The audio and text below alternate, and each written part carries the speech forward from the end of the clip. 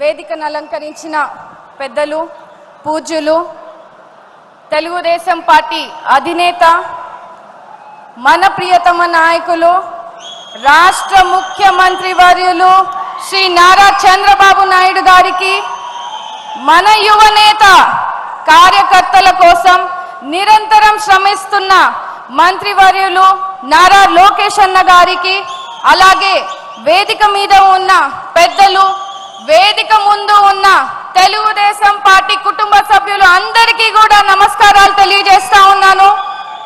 ఈరోజు ఇంతటి గొప్ప మహానాడు వేదికలో ఎస్సీ సంక్షేమం గురించి మాట్లాడడం నా అదృష్టంగా భావిస్తా ఉన్నాను. దళితుల బాంధవుడిగా మన అన్న ఎన్టీఆర్ గారైతే దళితుల అభివృద్ధిని 27 పథకాలతో దేశంలో ఎక్కడ లేని విధంగా చేసిన మహానుభావులు మన అధినేత చంద్రబాబు నాయుడు గారు, తెలుగుదేశం పార్టీ. ప్రతి దళిత వాడలో కూడా సిమెంట్ రోడ్స్ వేసి మంచినీటి వసతులు కల్పించిన మన యువనేత, మన అన్న నారా లోకేష్ అన్న గారు, తెలుగుదేశం పార్టీ. భూమి లేని నిరుపేదలైన దళితులకు భూమి కొనుగోలు చేసి రైతులుగా మార్చి సమాజంలో గౌరవం కలిగించిన మన తెలుగుదేశం పార్టీ. సామాజిక న్యాయం కల్పించాలని, అణగారిన వర్గాలకు పిల్లల విద్యను అభ్యసించేలా, ఆర్థికంగా అభివృద్ధి చెందాలని, సమాజంలో గౌరవంగా జీవించేలా చూడాలని డాక్టర్ బిఆర్ అంబేద్కర్ గారు కలలు కన్నారు.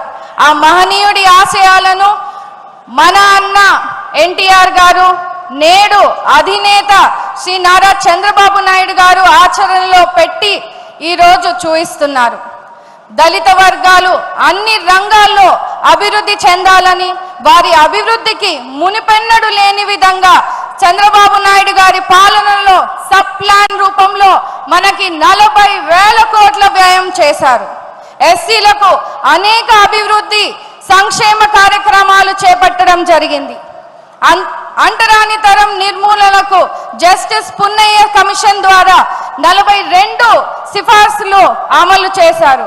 ఎస్సీ రిజర్వేషన్లు 14 నుంచి 15% వరకు పెంచాం. బెస్ట్ అవైలబుల్ స్కూల్స్ ని ఏర్పాటు చేశాం. ఆనాడు లోక్సభ స్పీకర్ గా బాలయోగి గారిని, శాసనసభ స్పీకర్ గా ప్రతిభా భారతి గారిని, రాష్ట్రపతిగా కేఆర్ నారాయణ గారిని, తొలి దళిత ఆర్థిక మంత్రిగా మా తాతగారైనటువంటి మహేంద్రనాథ్ గారిని, తొలి దళిత ప్రభుత్వ ప్రధాన కార్యదర్శిగా కాకి మాధవరావు గారిని నియమించిన ఘనత కూడా తెలుగుదేశం పార్టీదే.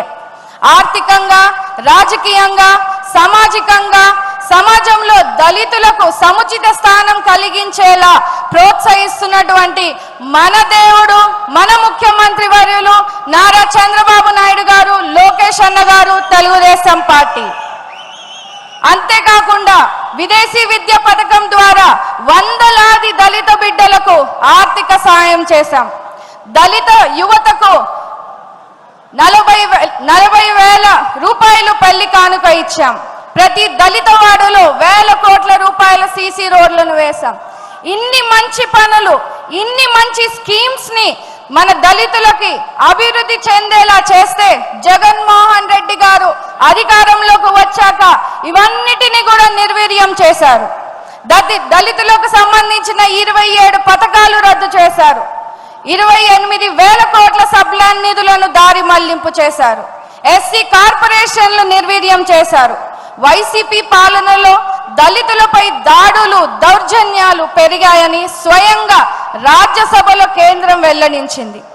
అందుకే రాష్ట్రంలో ఉన్న అన్ని దళితులందరూ కూడా ఒక్క మాటగా చంద్రబాబు నాయుడు గారిని మళ్ళీ ఈరోజు ముఖ్యమంత్రి చేసుకున్నారు. దానికి మీరందరూ కూడా కృషి చేసినందుకు రాష్ట్రంలో ఉన్న ప్రతి తెలుగుదేశం కార్యకర్తకు, ప్రజలకు ఈ వేదిక మీద నుంచి కూడా ధన్యవాదాలు తెలియజేస్తా ఉన్నాను.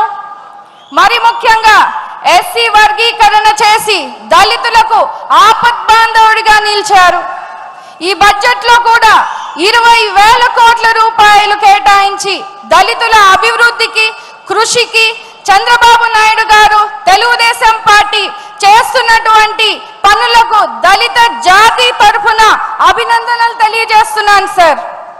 అప్పటికి ఇప్పటికీ ఎప్పటికైనా కూడా దళితుల కోసం, దళిత సంక్షేమం కోసం, అభివృద్ధి కోసం కేవలం తెలుగుదేశం పార్టీ మన ముఖ్యమంత్రి నారా చంద్రబాబు నాయుడు గారితోనే సాధ్యమని కూడా ఈ సందర్భంగా మీ అందరికీ కూడా తెలియజేస్తూ ఈ తీర్మానాన్ని బలపరచడానికి ఈ గొప్ప అవకాశాన్ని నాకు కలిగించినటువంటి తండ్రి సమానులైన చంద్రబాబు నాయుడు గారికి, లోకేష్ అన్న గారికి, సింగనమల నియోజకవర్గ కార్యకర్తలకు, ప్రజలకు, ప్రతి ఒక్కరికి కూడా ధన్యవాదాలు తెలియజేస్తా ఉన్నాను.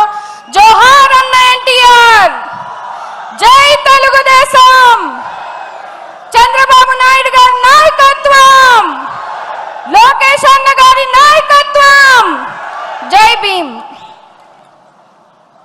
ధన్యవాదాలు శ్రావణి గారు. ఇప్పుడు ఎస్టీ సంక్షేమం తీర్మానం మీద మాట్లాడవలసిందిగా